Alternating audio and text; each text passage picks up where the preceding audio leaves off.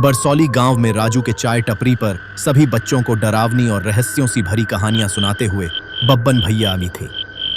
बच्चों, ये उन दिनों की बात है जब गांव में दहशत का माहौल फैल रहा था। वह अजनबी चिट्ठी और खत से लोग काफी परेशान हो रहे थे। गांव में अब इस गहरी कहानी को समझने और सुलझाने की जिम्मेदारी अनूप भैया और मैं यानी आपके बब्बन भैया पर थी। बच्चों, जिंदगी में मेरी बात हमेशा याद रखना, अगर कभी किसी चिट्ठी में तुम्हारा नाम लिखा मिले तो उसे पढ़ने से पहले ये जरूर सोच लेना कि कहीं वो चिट्ठी तुम्हारे लिए लिखी ही न गई हो, क्योंकि कुछ चिट्ठियां डाकिए नहीं, कर्म पहुंचाते हैं।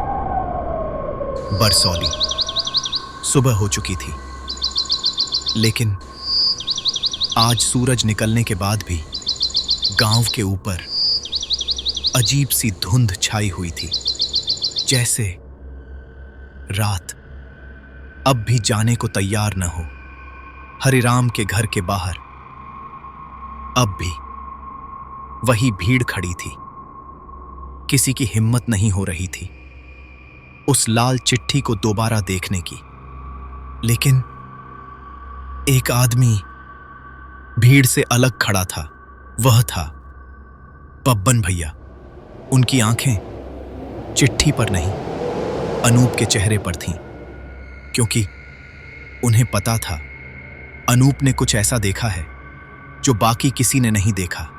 धीरे से बब्बन भैया बोले, अनूप, तू डर गया है?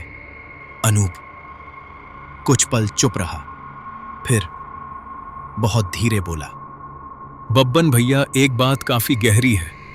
डर उससे लगता है जो दिखाई देता है। मुझे तो जो दिखाई नहीं दे रहा उससे डर लग रहा है। बब्बन भैया हल्का सा मुस्कुराए, लेकिन उस मुस्कान में चिंता छुपी हुई थी। अनूप ने जेब से वही कागज निकाला जिस पर लिखा था, अपना सबसे बड़ा पाप याद कर। बब्बन भैया कागज को ध्यान से देखने लगे। अचानक उन्होंने कागज वापस अनूप की तरफ बढ़ा दिया और पूछा, जब तूने इसे पहली बार पढ़ा था तब क्या इसमें बस एक ही पंक्ति थी? अनूप चौंक गया। हाँ बब्बन भैया, क्यों, क्या हुआ? बब्बन भैया धीरे बोले, फिर ये दूसरी पंक्ति कहां से आई?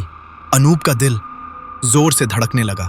उसने कागज फिर देखा और उसके हाथ कांप गए, क्योंकि जहां कल खाली जगह थी वहां अब राख जैसे अक्षरों में एक नई पंक्ति लिखी थी, तुमने मुझे पढ़ लिया। पूरे आंगन में सन्नाटा फैल गया। किसी ने वो शब्द नहीं लिखे थे, लेकिन वे अब वहां थे, भीड़ में खड़ी एक बूढ़ी औरत अचानक रोने लगी। सबने उसकी तरफ देखा। वह कांपती आवाज में बोली, अरे बब्बन बेटा, ऐसी ही चिट्ठी मैंने करीब 40 साल पहले भी देखी थी। काफी मनहूस दिन था बेटा वो। गांव के सारे लोग, बूढ़े बच्चे औरतें एक साथ उसकी तरफ मुड़े। बब्बन भैया धीरे से बोले, कब? बूढ़ी औरत आंखें बंद करके बोली, बब्बन बेटा, वो एक काली अमावस का दिन था जिस रात डाकघर जला था। चारों तरफ सन्नाटा पसरा हुआ था। यह सुनते ही कुछ बुजुर्ग तुरंत वहां से चले गए, जैसे उन्होंने किसी ऐसे नाम को सुन लिया हो जिसका जिक्र आज भी मनहूस माना जाता था। अनूप ने बूढ़ी औरत से पूछा, अम्मा, उस अमावस की रात ऐसा क्या हुआ था जो आप इतनी डरी हुई है? और तो और गांव के दादाजी ताऊजी सभी यहां से निकल गए। बूढ़ी औरत कुछ कहने ही वाली थी कि अचानक तेज हवा चली, उसके हाथ में पकड़ी। माला अपने आप टूट गई। सारे मनके जमीन पर बिखर गए और उन मनकों के बीच एक काला जला हुआ डाक टिकट पड़ा था। किसी ने उसे वहां गिरते नहीं देखा। अनूप धीरे से झुका। उसने डाक टिकट उठाया। उस पर सिर्फ एक शब्द पढ़ा जा सकता था, बरसौली। बाकी सब जल चुका था। बब्बन भैया उस टिकट को देखते ही चुप हो गए, फिर धीरे बोले, ये आज का नहीं है, ये पुराने डाकघर का टिकट है। अनूप हैरान। लेकिन बब्बन भैया ये आया कहां से? कुछ समझ नहीं आ रहा है। बब्बन भैया आसमान की तरफ देखते हुए बोले, यही तो पता लगाना है। उसी शाम अनूप अपने कमरे में अकेला बैठा था। टेबल पर लाल चिट्ठी अब भी रखी थी। उसने धीरे से दिया जलाया और कागज दिए की रोशनी के सामने किया। कुछ नहीं हुआ।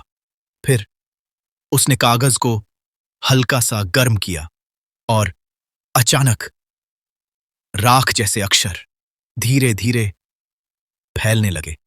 इस बार कोई पंक्ति नहीं बनी, सिर्फ एक निशान, एक पुरानी डाकघर की मुहर।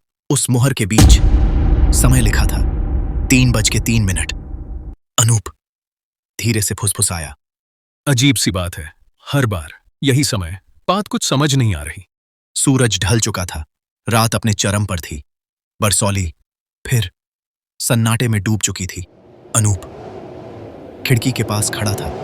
अचानक उसे दूर नीम के पेड़ों के बीच एक लाल रोशनी दिखाई दी।